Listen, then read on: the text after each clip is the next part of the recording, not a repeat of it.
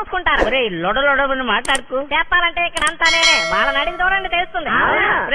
వీళ్ళు ఏది అడిగినా అవుననే అంటారు. నేనే కదా చిరంజీవి.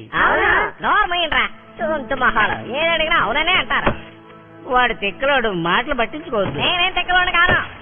నా యంత్ర భవనానికి మిమ్మల్ని అందరినీ ఆహ్వానిస్తున్నాను. మీరు ఎక్కడైనా వెళ్ళొచ్చు. ప్రత్యేకమైన చోటుని ఏర్పాటు చేయలేదు. మీరు నిల్చున్న చోట పొద్దున నేను వెళ్ళాను.